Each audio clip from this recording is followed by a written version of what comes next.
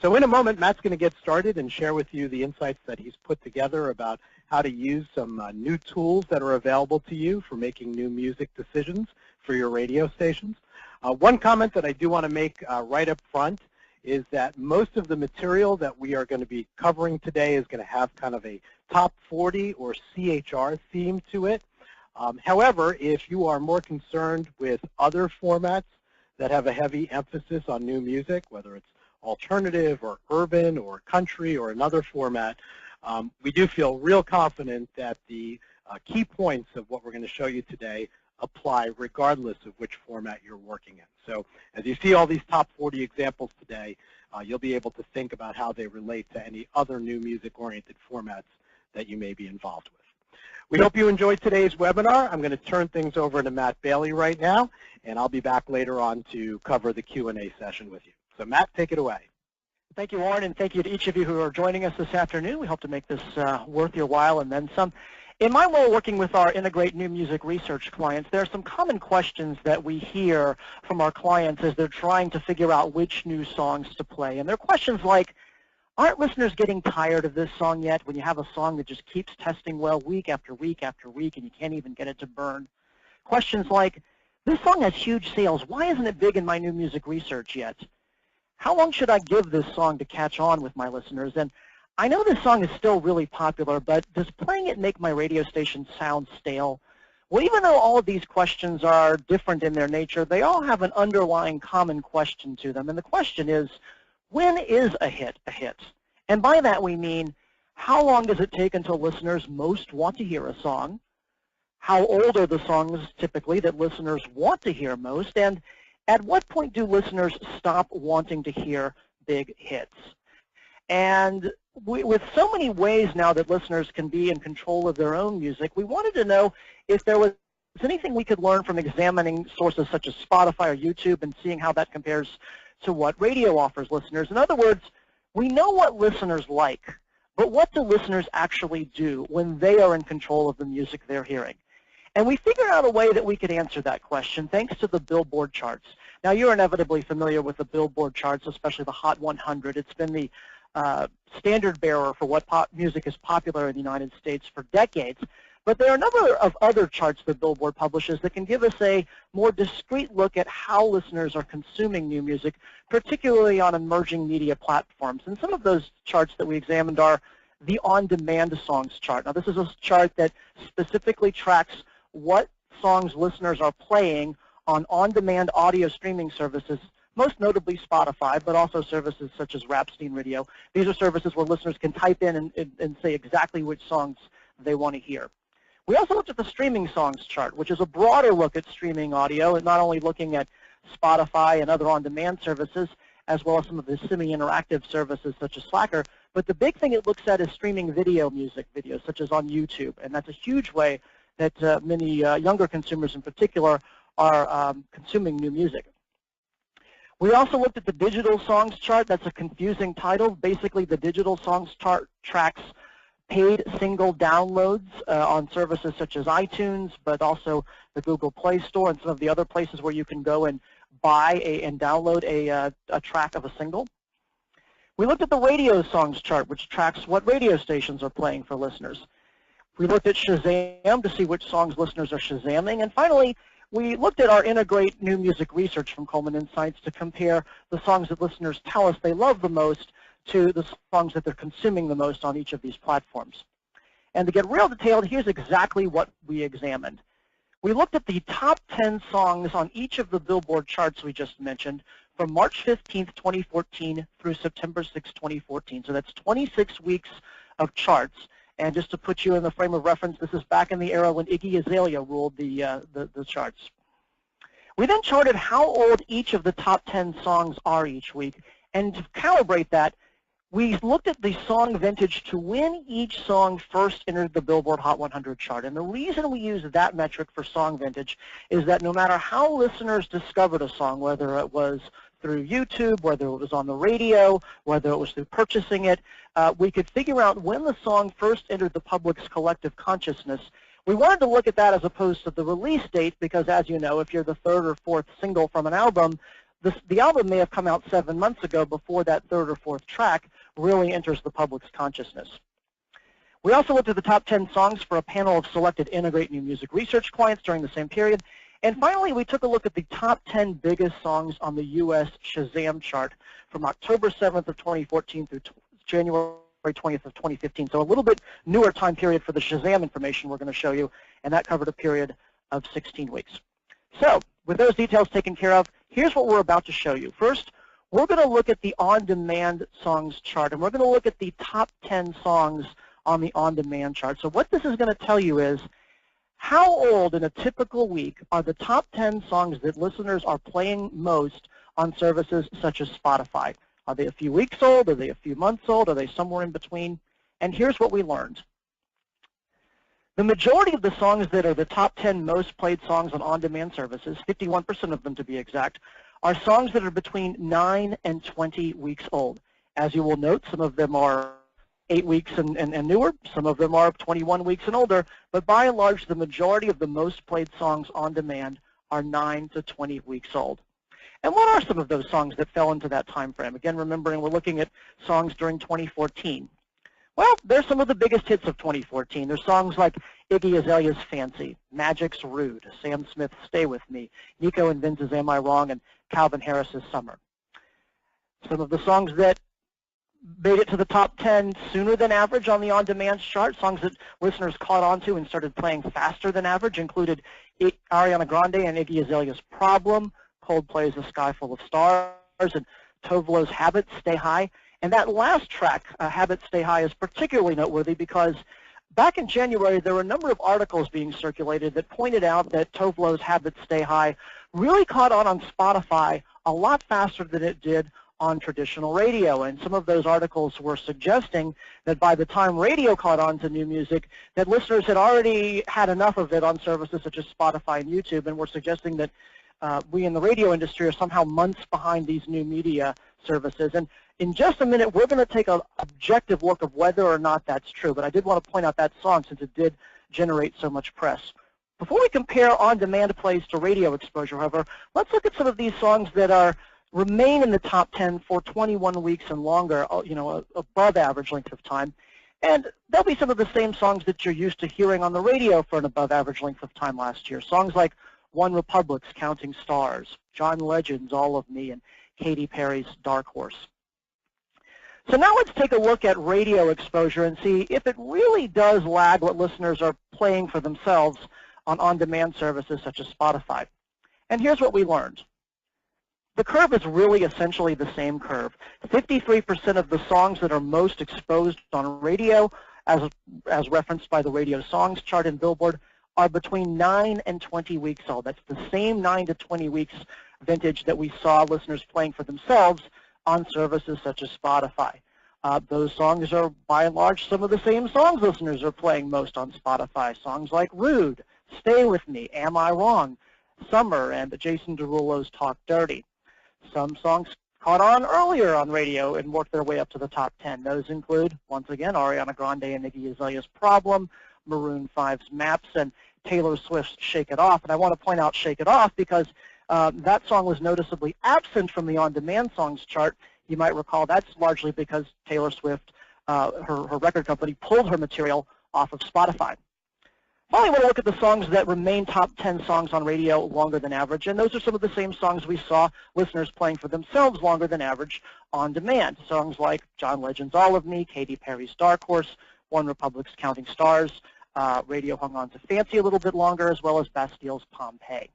Those are some of the songs that remain top 10 on radio for 21 weeks or longer.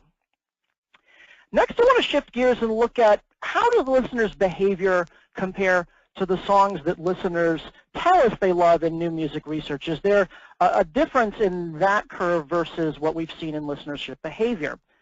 And what we found is, by and large, the curve is the same. You'll find that the plurality of songs that are the top 10 songs in new music research are during the same 9 to 20 week time frame, and they're by and large the same songs that we've seen previously, songs like Fancy, Maps, and Jason Derulo's Talk Dirty. Some songs catch on earlier and work their way up to the top 10 sooner than average in new music research. Songs like Taylor Swift's Shake It Off, Sam Smith's Stay With Me, Nico and Vince's Am I Wrong, and once again, Ariana Grande and Iggy Azalea's Problem. But I want to focus on where these two lines diverge, where you see a difference, and that's in this time period from 46 weeks to 79 weeks. There are songs that continue to be top 10 best testing titles in new music research at a time frame when songs are not still top 10 in on-demand plays and in radio exposure. And we wanted to look at what exactly are those songs. There's songs like John Legend's All of Me, Bastille's Pompeii, and One Republic's Counting Stars. Now, as you recall, these are the same songs that listeners played for a longer than average time period on demand services, and they're songs that radio continued to expose listeners to for a longer than average period. But the difference is these are songs that listeners continue to still cherish and continue to rate highly, but they don't want to play them or hear them quite as often as they did when they were at their peak. In other words, what you're seeing here is the difference between the song that should be a power recurrent and the song that should still be a power current. Next, I want to move on to song sales. And song sales have been a critical measure of how we examine new music's appeal for decades. In fact, if you go back to the era before the advent of call-out research in the 1970s, when you go back to the 1960s, local record sales were the primary method that radio stations used to gauge the appeal of new music. And even though we have far more sophisticated tools today, song sales remain a key component of how we evaluate what songs are popular. And so now we want to take a look at the top 10 best-selling songs based on paid digital downloads. That's the digital songs chart that tracks what people are buying on services such as iTunes. And you'll notice that this is a fundamentally different curve for song sales than we saw for music consumption. And if you think about it, it makes sense. For music consumption, we see that songs work their way up, that they peak, and then they decline. But when we look at song sales, they start strong and decay every subsequent week. In fact, the majority of the top 10 best-selling songs, 53% to be exact, are songs that are between 1 and 12 weeks old. And if you think about it, this makes sense. Just because people stop buying a song doesn't mean that the people who have already purchased that song stop listening to it. In fact, you probably have songs in your own collection that you've listened to for decades after you initially purchased them. Interestingly, this 1 to 12 week period for when the majority of songs that are top 10 bestsellers is the same time frame, if you go back into the days when radio relied on song sales to determine which new music they played, that's the same time period that stations typically exposed new music back in the 60s. So in some ways, the more things change, the more they stay the same. But first I want to look at these songs that continue to sell well week after week after week, much longer after most songs have dropped out of the top 10 in sales. Those songs are some of the biggest hits we've seen in on-demand and on radio, songs like Rude, Fancy, Dark Horse, Pompeii, and John Legend's All of Me. These songs continue to sell well long after the majority of top 10 best-selling songs have dropped out of the top 10. Now turning to the other end, we want to look at this very first week, because it turns out that the first week of song sales is vital to achieving success in song sales. In fact, it turns out that of all the songs that will ever become top 10 bestsellers on the digital songs chart, a whopping 53% of those songs debut as top 10 bestsellers. Now, some of those songs work their way up in the course of 2 to 8 weeks, and a small minority become top 10 bestsellers after 8 weeks. But by and large, if you don't achieve a top 10 bestselling song in your debut week, the chances are you won't. So when we look at these songs, since debuting as a top 10 bestseller is so critical to achieving sales success, is that a good indicator of a song that's going to go on to be a huge hit for your radio station? Well, there are plenty of examples of songs where we could say, yes, that is the case. Songs like Ariana Grande and Iggy Azalea's Problem, Maroon 5's Maps, Taylor Swift's Shake It Off, as well as Ed Sheeran's Sing, and even Coldplay's A Sky Full of Stars. So, debuting as a bestseller must be a predictor of a hit. But not so fast, because also debuting in the top 10 in sales are songs like Ariana Grande and Big Sean's Big Mistake, a song that I suspect the record company thought would be a hit but turned out to be a dud. Album cuts like Coldplay's Magic, niche artists like Shawn Mendes's Life of the Party, and speaking of niche artists, we have boy band teen sensation 5 Seconds of Summer, which had not 1, not 2, but 4 different tracks debut as top 10 bestsellers, and none of these songs went on to be relevant for most radio stations. So how can you tell the difference between the hits and the diffs by looking at sales data. Well, to find that out, we looked at what happened after songs debut as top 10 bestsellers. And what we found was 17% of those songs that debut as top 10 bestsellers continue to be top 10 bestsellers for 5 or more weeks. 28% of those songs stick around in the top 10 for 2 to 4 more weeks, but a whopping 56% of those songs that debuted as top 10 bestsellers only stay top 10 bestsellers during that debut week. By week 2, they've already dropped out of the top 10. And those where you'll find those songs that we saw earlier, like Big Mistake and Coldplay's Magic and the 5 Seconds of Summer tracks. The majority of songs that debut as top 10 bestsellers vanish, and those are the songs that never become big hits. But when we look at this minority, the 17% of songs that stay top 10 bestsellers for 5 or more weeks, that's where you'll find the real hits. Songs like Ariana Grande's Problem, Maps, Taylor Swift, Ed Sheeran Sing, and Coldplay's Sky Full of Stars. Those few songs that remain bestsellers for at least 5 weeks are the big hits. Now I want to take a look at YouTube, and YouTube is a huge way that teens and young adults these days are consuming and learning about new music. And what we did is we examined the streaming songs chart, which, as you recall, takes the on-demand services such as Spotify, it takes services such as Slacker, but it also adds streaming video services such as YouTube. And we're not going to walk you through the entire curve because the same principles we've seen earlier, the 9 to 20 week sweet spot, holds true when we add in YouTube into the streaming landscape.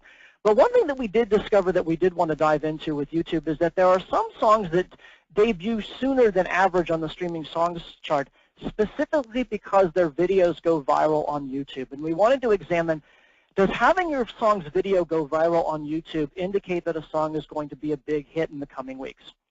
And so here's what we looked at. We first looked at songs that become top 10 on the streaming songs chart in 4 weeks or less. So these are songs that really became big hits on streaming pretty fast.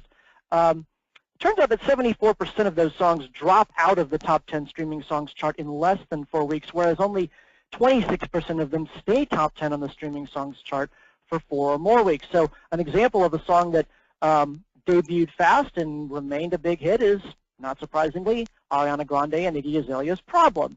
But what about these 74% of songs that became top 10 because, in 4 weeks or less and then dropped out fairly quickly? Well, those songs are songs that had videos that went viral, songs like Weird Al Yankovic's Word Crimes. Now, you probably weren't expecting Weird Al Yankovic to really be a long-term relevant song for your radio station, no matter how many times you saw it posted in your Facebook feed for that week. But there were some other songs that followed this same pattern, which astute programmers had every reason to believe could possibly be relevant to their radio station. One such song is the Chainsmokers' Selfie. This is a song that not only had its video go viral, but was getting a lot of play in clubs. It was doing really well on the dance songs chart. And programmers had every reason to believe that maybe this was a thing. But it ended up following more of the pattern of a novelty song like Weird Al Yankovic's Word Crimes. Well, hindsight's 20/20. I think we can all say that, well, yeah, Selfie was a novelty song. But there are some other songs that follow this trend that are even less of a novelty. Songs like Nicki Minaj's Anaconda. Now, this song did hang around a little bit longer than 4 weeks, but it was pretty much off the charts by after about 7 or 8 weeks.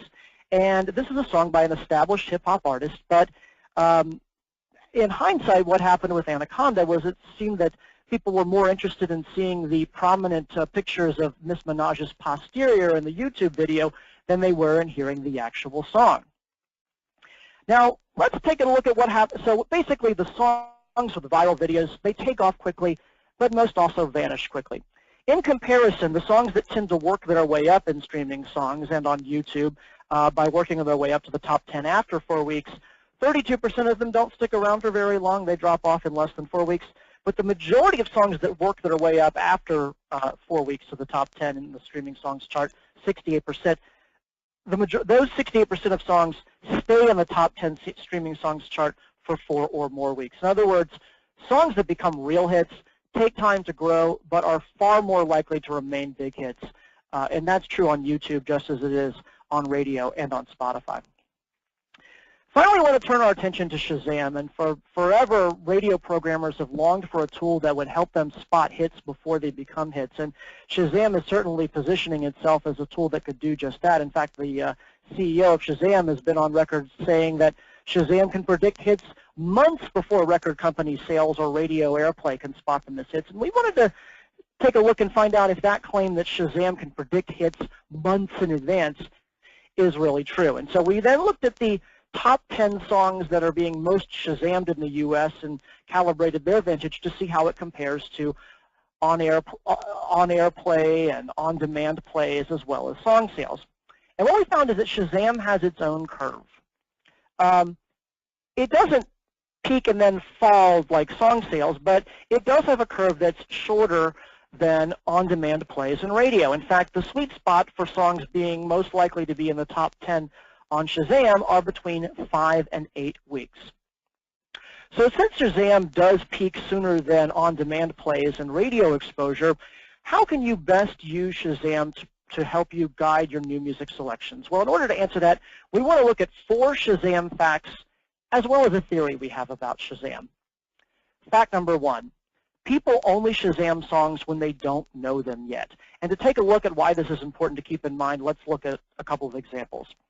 Taylor Swift's Shake It Off was, by all accounts, one of the biggest hits of 2014. It remained on many of the Billboard charts well past 20 weeks and was unarguably a huge hit. But Taylor Swift's Shake It Off fell off the top 10 Shazam chart after only 7 weeks.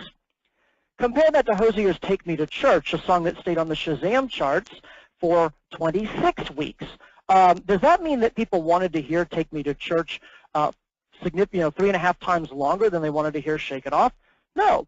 What that's really telling us is that Shake It Off, a song that is by an easily recognizable artist, it's a song that the title is really easy to figure out after you've heard the song a couple of times, and it's a song that the artist has been heavily promoted in the media. By 7 weeks, everybody knew the artist and title of Taylor Swift's Shake It Off. Compare that to Take Me to Church, which is a song by a brand new artist nobody had ever heard of, and in fact was such an obscure artist, many people didn't know how to pronounce the artist's name. My wife is from Indiana, so I assumed it was Hoosier. What this is really telling us is that people stop Shazamming a song when they know the artist and title. So keep that in mind, that when you see songs no longer getting Shazammed, that doesn't mean your listeners don't want to hear the song anymore. It just means they know the artist and title.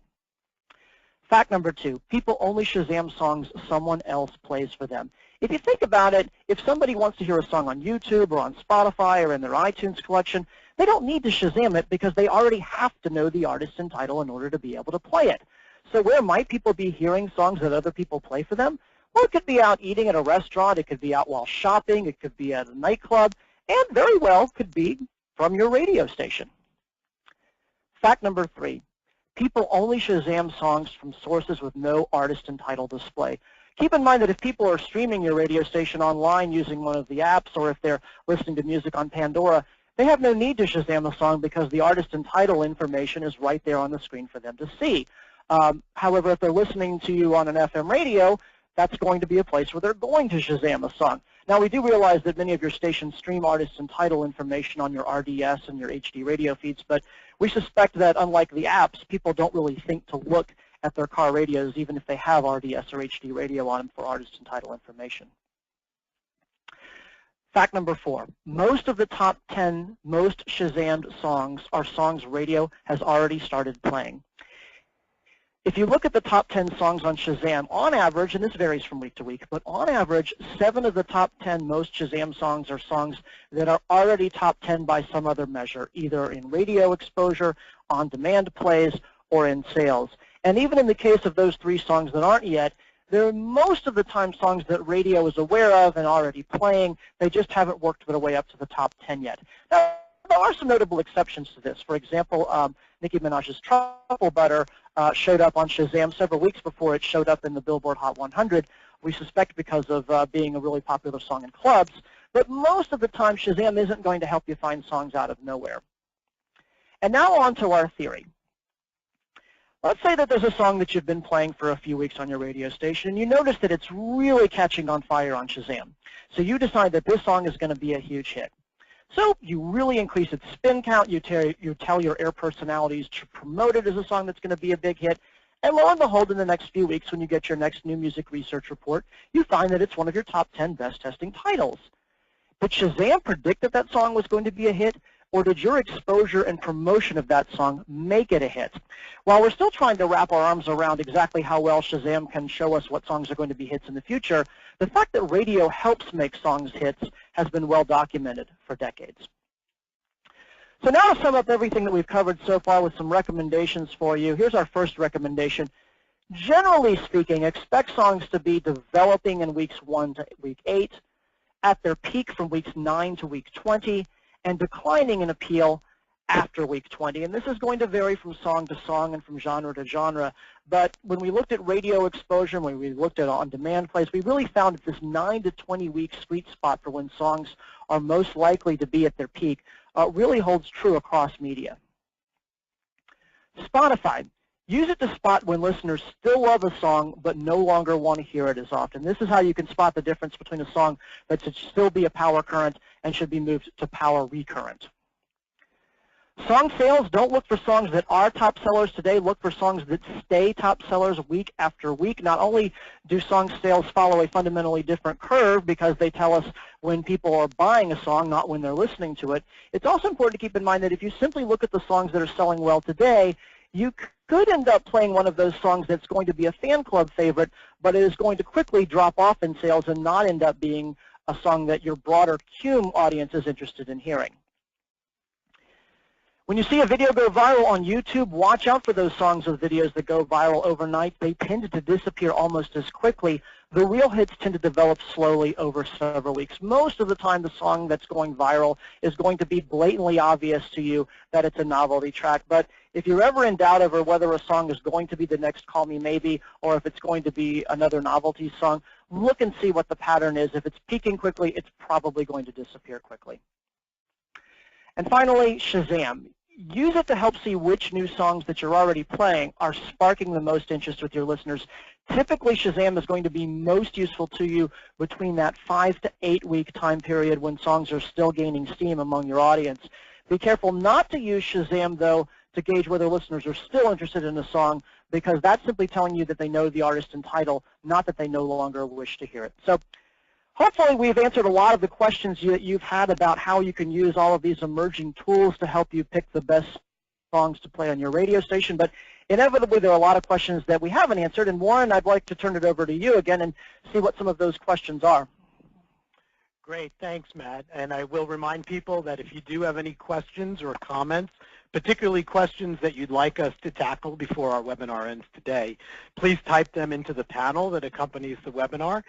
We've got people monitoring the questions and comments that are coming in, and we'll be picking some of the best ones and answering those questions. A couple of housekeeping items. A few people have asked us questions about making this deck available after our webinar today. Also some questions about methodology. So I'm going to kind of group those together and just address them directly. We are recording today's webinar, and we will be making a stream available of it on demand. We should have that up early next week, and we will notify everybody by email when it is available. So if you do have any colleagues that have not been able to participate today who you would like to see what Matt has presented, we will make that available to you via streaming. As far as availability of the PowerPoint deck is concerned, actually pretty much all of the content that is covered here is already available on our website.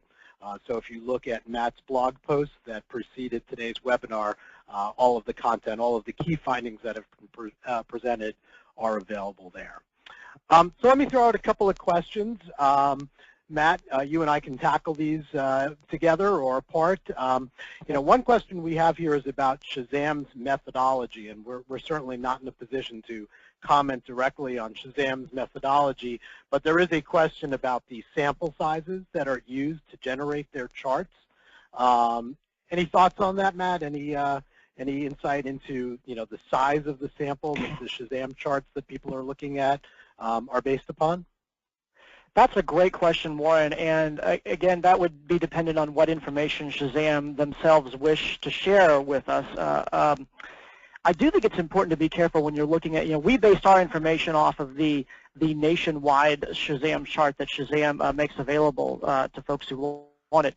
And I think it's important to keep in mind when you're looking at the Shazam app and looking at the people who are Shazamming songs near you, that it's important to keep in mind that there may be cases where you're only looking at a couple of people there. but I think it's important to also keep in mind that when you're looking at Shazam, you don't know who those people are. You don't know if they're the same age, the same ethnicity, the same musical tastes. You don't know which radio stations they listen to most. So it's good at helping, sort of giving you a broad range of the songs that are piquing people's interest to the point where they want to know what the artist and title of those songs are. But it doesn't give you the drilled down, focused type of sample that you can get from other sources, including new music research. Yeah, I would amplify that point. I think in general, when you're looking at Shazam data, even local market data that's published for the largest markets, I think it's less a question of the size of the sample. Shazam has a very large installed base. They have a very large number of active users on the service.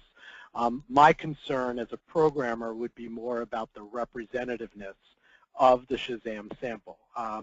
People who use Shazam may or may not be an accurate reflection of your audience, even putting aside things like demographics and so forth. So I think that would be probably my biggest cautionary point about Shazam. And, we want to stress, we think that Shazam can be valuable in the process of making new music decisions, but got to use it in tandem with some of these other tools like new music research. And so, we just kind of say, use it with a little bit of caution and keep that in mind. This is probably more of a comment versus a question, but I'll ask it of you, Matt, anyway, in case you want to touch on this one. This question is, how many of these so-called stiffs are songs that radio never took advantage of? Songs that clearly could have worked if radio got behind them. Giant opportunity songs that radio ignored. Your thoughts?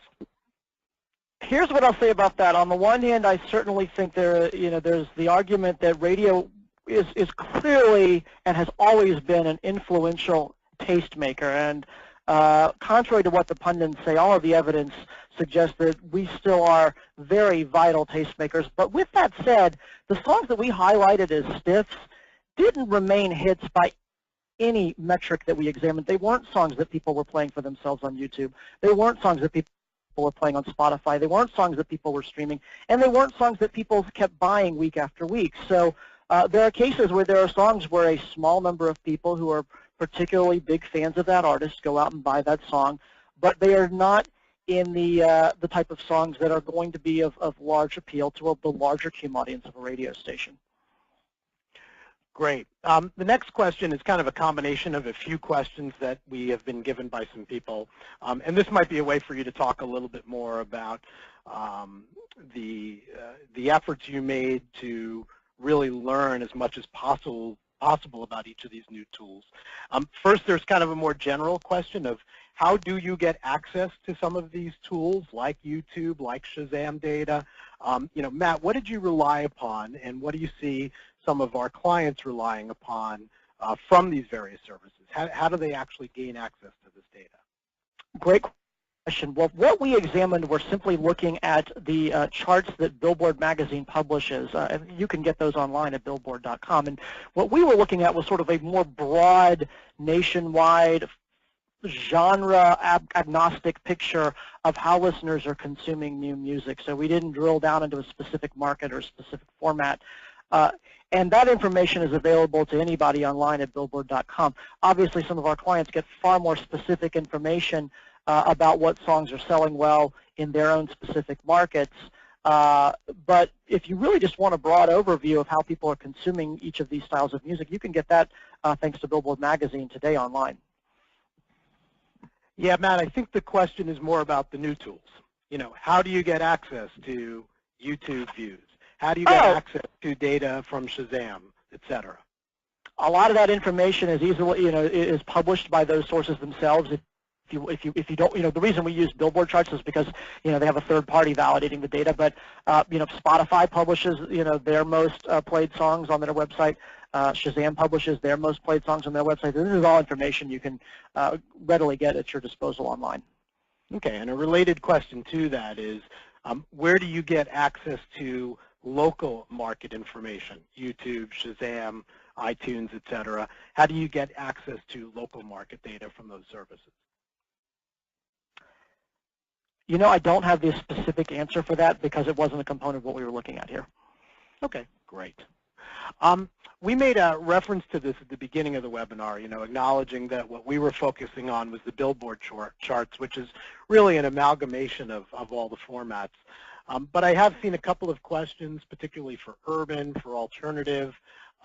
Just any thoughts you have on how our findings using the broader Billboard chart may directly impact specific formats like alternative, like urban, like country, et cetera? Great question, and I think the one area where you would want to expect that there might be some differences would be on the time frames that we're talking about. We found that songs are developing in their first 8 weeks. They generally are at the peak of their appeal from 9 to 20 weeks, and they're generally in decline with the exception of a few mega hits after 20 weeks. That's one thing that might see some changes from format to format. For example, and hopefully this will be something we can examine in coming months in greater detail for our clients. I suspect that we might find some genres such as country, once a song is a hit, that their audience might hang on to that song a little bit longer than that time frame. So while that might change, whereas urban might, for example, may follow the same exact pattern we saw for some of these more mainstream CHR examples. However, I think the rest of the principles still really apply about using Spotify and other on-demand services plays to figure out the difference between a song that listeners still love but they no longer want to hear every 90 minutes on your radio station, or using Shazam to see which songs that you're already playing are catching on, but not relying on it to see which songs remain popular. Some of those principles, I think, will really apply no matter what format you're in. Okay, great. I see two really good questions left, so we're going to wrap up in a couple of minutes. If anybody has any last-minute burning questions that they'd like us to address, please type them in now. Here's kind of a leading question for you, Matt, that might allow you to talk a little bit about some new measures that we're providing to our Integrate clients. The question is there a better metric than weeks to get a handle on burn, such as spins in the market?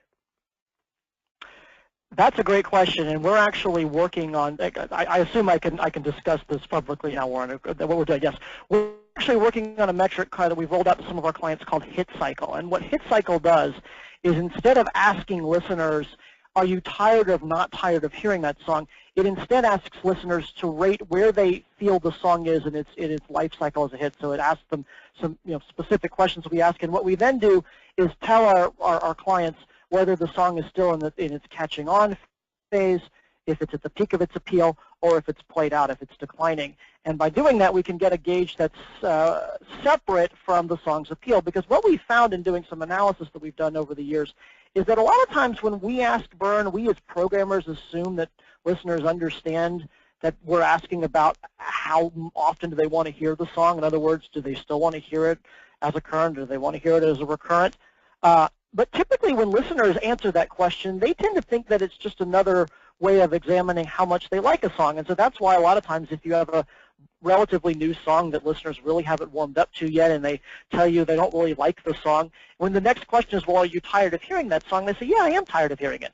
And that's when we get back those reports that say, what do you mean you could be tired of the song? It's brand new. Or conversely, you have those songs that are 45 weeks old and you're like, my gosh, how can that song not be burned out of this universe? That's, song has been around forever. Well, listeners, they just got done telling us that this is, one of their favorite songs, and to them it doesn't feel congruent to tell us that they're tired of hearing it unless it's really been played into the ground. And so we feel that this hit cycle measure that we've developed is really a more accurate picture of where listeners perceive songs to be in their relevance as a hit right now, compared to the burn metric, which all too often simply replicates what they've already told us about how much they like a song. There are always going to be those songs that are those rare songs that stand the test of time and that listeners continue to want to hear years after they were past their peak, but that doesn't necessarily mean they still want to hear them every 90 minutes.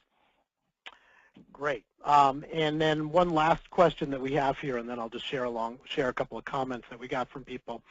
Can you think of an example of a song that was a radio hit but didn't really meet the Spotify or sales criteria? Just curious if one might be top of mind. Okay, I think I'm getting this question. It sounds like they're looking for, is there a song that really is an example of a song that was huge on radio and wasn't that big of a hit by other metrics. Is that kind of where we're going with this question? Yeah, that's kind of my take on the question too. Okay. That's a great question, and I'll tell you, one of the things that really surprised us in doing this analysis was just how consistent the songs that are big hits are across different media. You know, by and large, the songs that, not only do we see that the songs that radio plays follow pretty much the same vintage as the songs listeners are playing for themselves on Spotify and on YouTube, generally speaking, the big hits are the big hits regardless of the of where people are playing them. You know, there are a handful of examples that are different. For example, you know, we highlighted that Tovlo's Habits Stay High caught on earlier on Spotify than it did on FM radio, but frankly, that song was an exception. By and large, the songs that we saw were the hits. There are some variances. Maroon 5's tracks tend to do a little bit better on radio than they do on streaming and on-demand services. There are some songs that were huge everywhere but radio. The biggest example is from the movie Frozen. Idina Menzel's Let It Go was the number 5 song in the country and was number 1 on streaming, but that's a song that never really did well on radio. And if you think about it, it makes sense. That song has a very, very, very passionate fan base of 6 to 12-year-old girls. My daughter is one of them. But it's a song where if you're not in the Frozen demographic, there's a good chance you hate that song. And let's not forget that you could be a huge hit on YouTube, and having a large number of people hate that song isn't going to penalize you there. But in radio, if we play a song that a small group of people are really passionate about, but a lot of other people really hate the song, we get penalized for that. So, you know, Maroon 5 is probably the best example of a song that of an artist that does a little bit better on radio than on the newer forms of consuming new music. But by and large, what we found in doing this analysis is that the hits are the hits are the hits, and that hasn't changed despite the fact that there are so many new ways of consuming music nowadays. Great. Well, I think we're through all the questions. There were a couple of comments that were passed along that I think are worthy of sharing with our audience today. First of all, there was the question about getting access to local Shazam data, and I totally forgot this. You can do it right in the Shazam app. If you tap Explore, there's a map that comes up, and you can squeeze and focus in on your market and see the chart, the top 20 songs for your market. So for those of you who have not discovered that in the Shazam app, that's where you can take a look at what's going on in your local market data.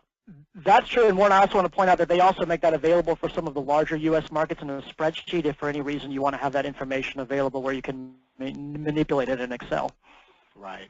And then finally, our friend Stephanie Friedman at Nielsen made a very good point here that Nielsen Music populates the Billboard charts and the data from Billboard that we showed today, and a lot of that is available at Nielsen BDS Radio. So if you use BDS, you'll be able to see a lot of the data that was used as the basis for our analysis today. And with that, I think we're going to wrap up our webinar. Again, we will be notifying you when a stream of today's recording is made available so that you can pass it along to your colleagues. And if you have any questions for us, you can reach out to us through the sources that are listed on your screen there. You can reach out to ColemanInsights.com or get us on Twitter at Coleman Insights or at our Facebook page as well. We thank you for attending. Thanks for the really great response we got from Matt's blog series, and we look forward to speaking with you about this topic and other interesting insights in the future. Have a good day, and thanks again.